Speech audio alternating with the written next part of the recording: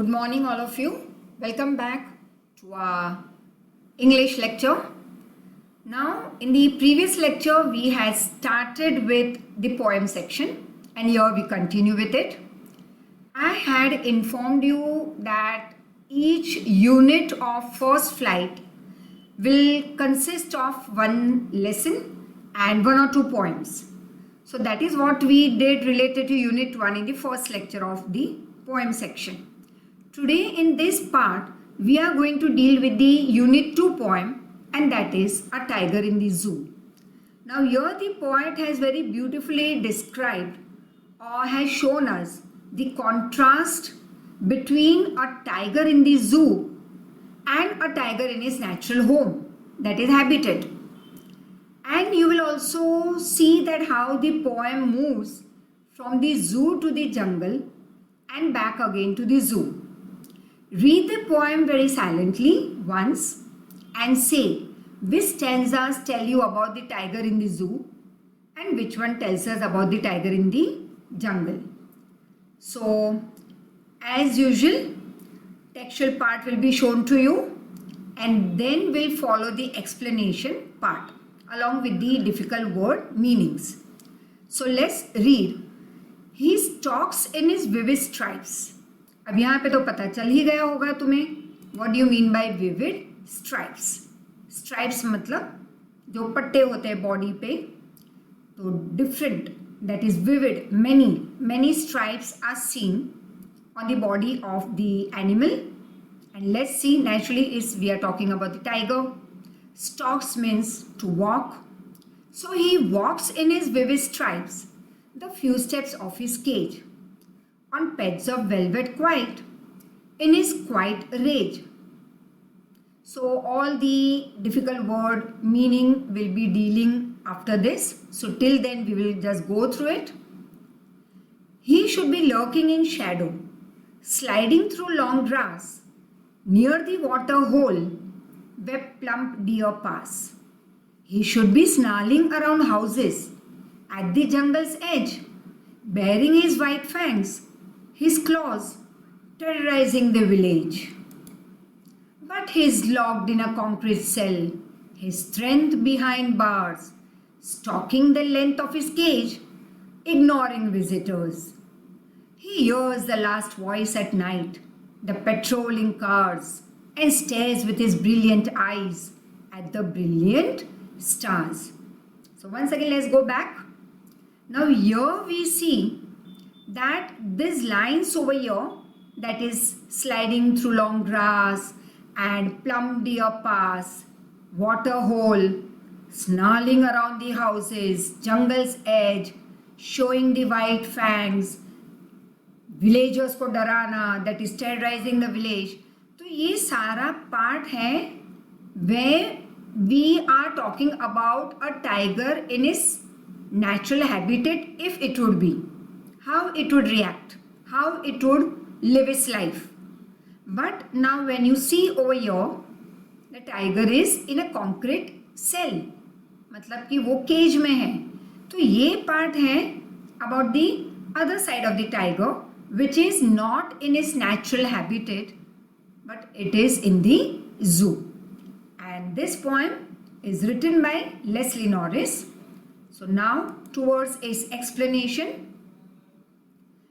He stalks in his vivid stripes the few steps of his cage, on pads of velvet quiet, in his quiet rage. Now here stalks means follows or walks. Vivid, different or bright colored.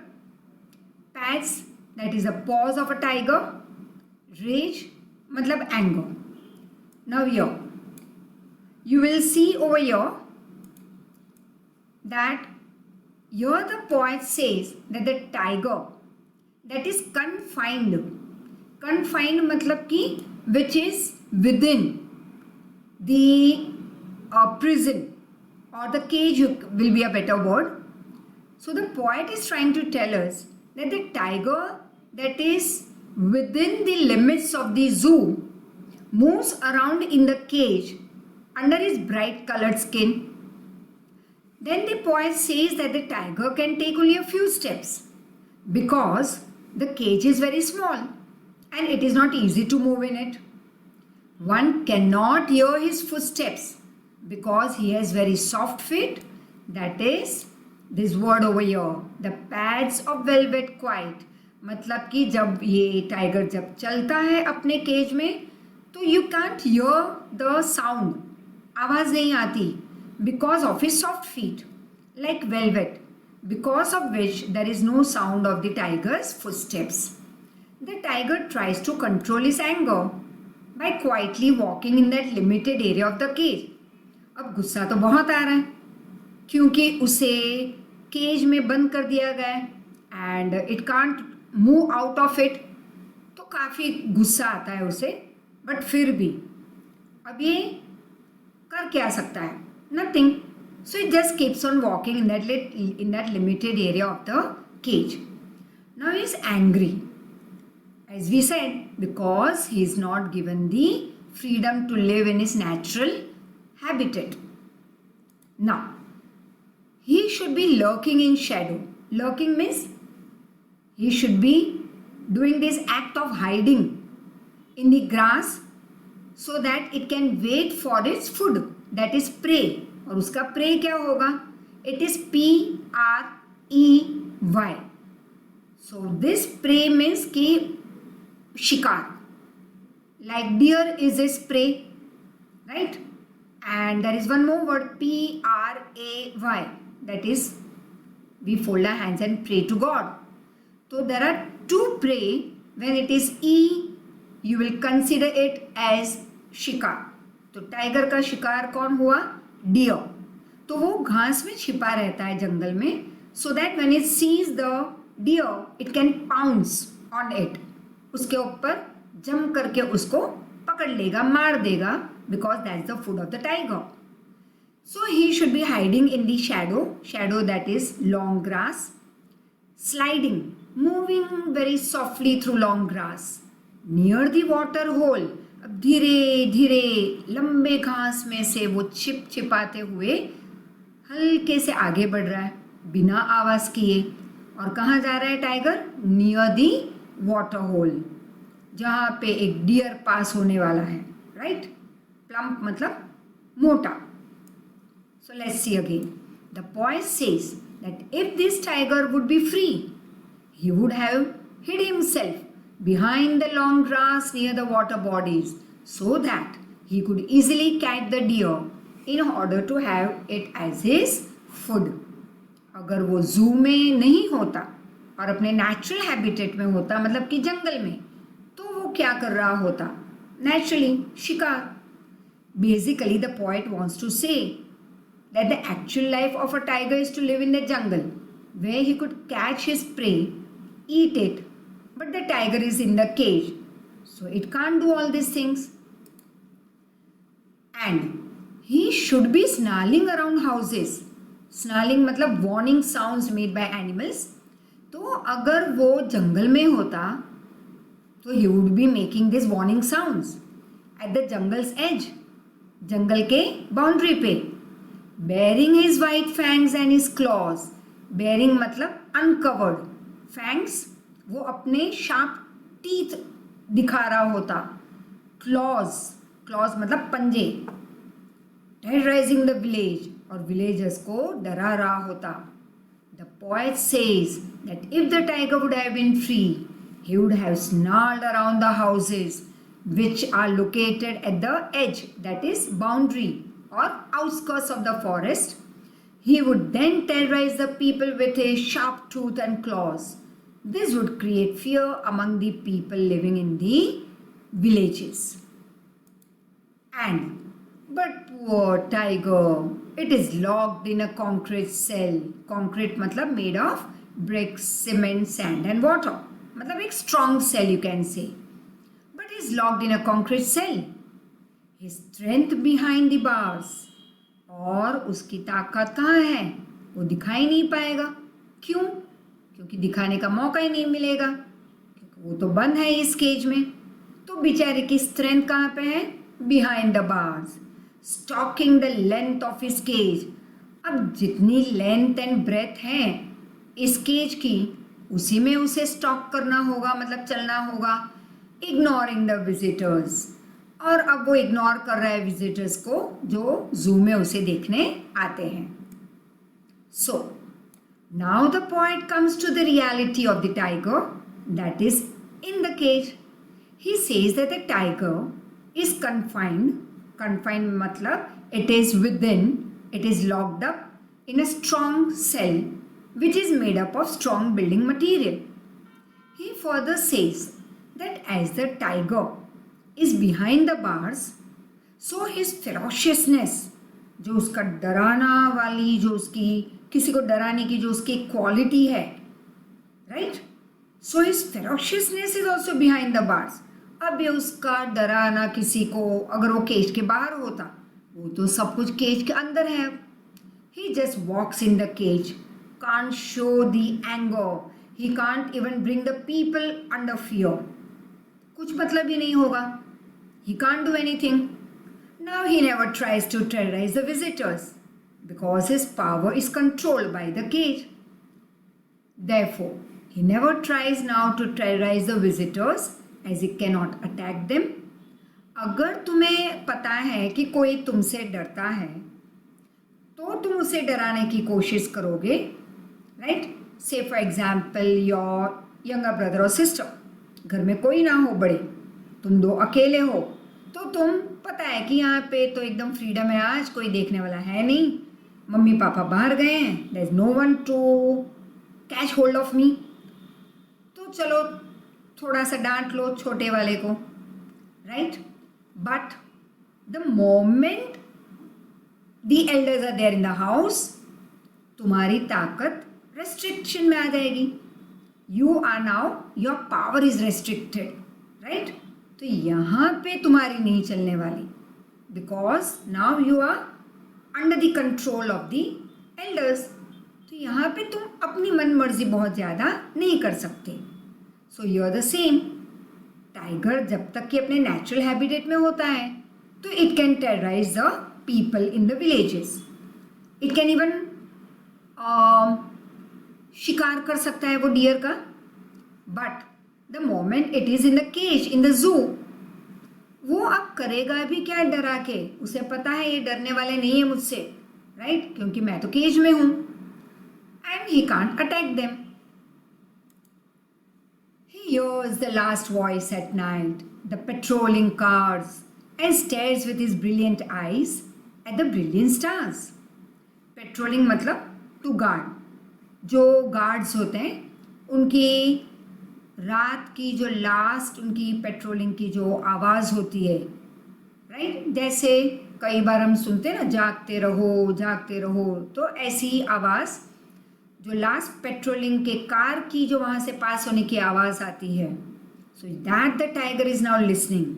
He hears the last voice at night, the patrolling cars, and looks at it with his shining eyes at the shining stars. So the poet says that in the night, the tiger hears the sound of the patrolling cars. Patrolling cars are the vehicles of police which are used to guard at night. So in the night, the tiger hears the sound of these cars. He then stares at the shining stars with his shining eyes. तो बेचारा क्या करे, रात हो गई है, वो कुछ कर तो सकता नहीं, उसकी ताकत तो पूरी रेस्ट्रिक्टेड है उस प्रिजन में या उस स्ट्रॉन्ग केज में। तो बस रात होते ही रोज़ आवाज़ सुनो उस पेट्रोलिंग कार्स की, फिर अपनी शाइनिंग आईज से देखो शाइनिंग स्टार्स की तरफ। And the poet wants to say that the tiger is sad and as he is controlled in the cage, so he cannot do anything, therefore he stares at the stars in the night and tries to divert his thoughts towards them. तो बस रात के अंधेरे में वो sky की तरफ देख रहा है, स्टार्स को देख रहा है और अपने पूरे थॉट्स को डाइवर्ट करने की कोशिश कर रहा है towards this beautiful stars. So short as usual animated movie will follow this poem, which will make it still easier and interesting for you. And one more poem also will follow, that is of Unit 3. So thank you so much. Take care. Put in 100% effort in your studies and enjoy at the same time. Thank you once again.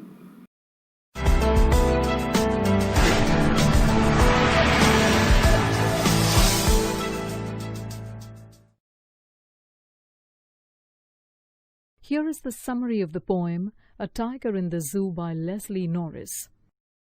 Animals in zoos, how must they feel? Should they even be in zoos? Are we helping them, or are we making it worse for them? Norris raises these questions in his description of a caged tiger. The tiger paces around his small cage in quiet anger at being locked in a cage. The tiger should be in the wild, hunting. He should be hiding in shadows, stalking his prey. He should be quietly crawling through the grass near the water, ready to ambush any deer happening to pass by. The tiger should also be roaring near houses at the jungle's edge. He should be displaying his fangs and his claws, creating fear and panic in the village. But he's locked in a cage. His ferocious strength is also locked inside. He walks up and down his cage, ignoring visitors. The zoo now closes. The tiger hears the last sound of the day, the sound of cars patrolling the zoo. Now he looks up, with his bright eyes, to the sky filled with bright stars. Perhaps he's thinking of life in the jungle. Perhaps he's thinking of his freedom. Now let us look at the literary elements of the poem, A Tiger in the Zoo. In the poem, the poet repeats words like quiet and brilliant to emphasize on the beauty of the tiger as well as his rage. Norris uses metaphor in the phrase, pads of velvet quiet. In doing so, he compares the paws of the tiger to velvet. By that he means that the tiger's paws are as soft as velvet. He stalks in his velvet stripes the few steps of his cage, on pads of velvet quiet, in his quiet rage. There are two different rhyme schemes in the poem. In this stanza, the word cage and rage rhyme with each other. The words stripes and quiet do not rhyme with each other. So, the rhyme scheme of this stanza is A, B, C, B. But he's locked in a concrete cell, his strength behind bars, stalking the length of his cage, ignoring visitors. In this stanza, none of the words rhyme with each other. So, the rhyme scheme is A, B, C, D.